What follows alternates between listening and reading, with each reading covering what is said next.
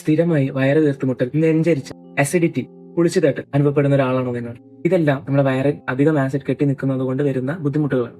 ഇതിനെ നമുക്ക് എങ്ങനെ മാനേജ് ചെയ്യാം? ഇടനേരങ്ങൾ ഭക്ഷണം കഴിക്കുക. 11 മണി, 5 മണി.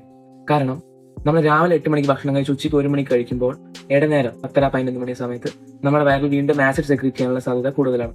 അതുകൊണ്ട് ഇടനേരങ്ങളിൽ നമ്മളൊരു ഭക്ഷണം, ഒരു സോളിഡ് ഫുഡ്, വൈകുന്നേരം ഇതേപോലെ ലഞ്ചിന്റെ ഡിന്നറിന്റെയും ഇടയിൽ ഒരു വൈകുന്നേരം 5 മണി, 4:30 മണിക്ക് എണ്ണക്കടികൾ അല്ലാതെ വേറെ എന്തെങ്കിലും ഒരു സോളിഡ് ഫുഡ് എടുക്കുന്നത് വളരെ നല്ലതാണ്. നമ്മൾ ഉച്ചയ്ക്കും രാത്രിയും കഴിക്കുന്ന ഭക്ഷണത്തിന്റെ ഒപ്പം തൈര് ആഡ് ചെയ്താൽ അത്രയും നല്ലതാണ്. തൈര് ആൽക്കലൈൻ ആണ്. നമ്മുടെ വയറിൽ ആസിഡ് ഉള്ളപ്പോൾ ഈ ആൽക്കലൈൻ പോയി ആസിഡിനെ ന്യൂട്രലൈസ് ചെയ്യാനുള്ള സാധ്യത വളരെ കൂടുതലാണ്. പ്രത്യേകിച്ച് ഇപ്പോൾ പ്രോബയോട്ടിക് കേർഡ് അടക്കം ലഭ്യമാണ്. പ്രോബയോട്ടിക് കേർഡ് ദഹനത്തിനും ആസിഡിറ്റി കുറയ്ക്കാനും വളരെ നല്ലതാണ്. നമ്മുടെ ഭക്ഷണം കഴിക്കുന്നതിന്റെ 15 മിനിറ്റോ അരമണിക്കൂറോ മുന്നേ ഒരു ഗ്ലാസ് വെള്ളമോ തണുത്ത പാലോ എടുക്കുന്നത് വളരെ നല്ലതാണ്. നമ്മുടെ വയറിൽ കെട്ടിക്കിടക്കുന്ന ആസിഡിനെ ന്യൂട്രലൈസ് ചെയ്യാനും ഡൈല്യൂട്ട് ചെയ്യാനും. നമ്മൾ ഒരിക്കലും ഭക്ഷണം കഴിച്ച ഉടനെ കിടക്കരുത്. അറ്റ്ലീസ്റ്റ് 45 മിനിറ്റ്സ് ടു 1 hour ഗ്യാപ്പെങ്കിലും നമ്മൾ ഭക്ഷണം കഴിക്കുന്നതും കിടക്കുന്നതിന്റെയും ഇടയിൽ ഒരു ഗ്യാപ്പ് കൊടുക്കണം. അഥവാ ഭക്ഷണം കഴിച്ച് അങ്ങനെ കയറി കിടന്നു കഴിഞ്ഞാൽ നമ്മുടെ ആസിഡ് ഈസോഫാഗസ് എന്ന് പറഞ്ഞ ട്യൂബിലേക്ക് കയറാൻ സാധ്യത കൂടുതലാണ്.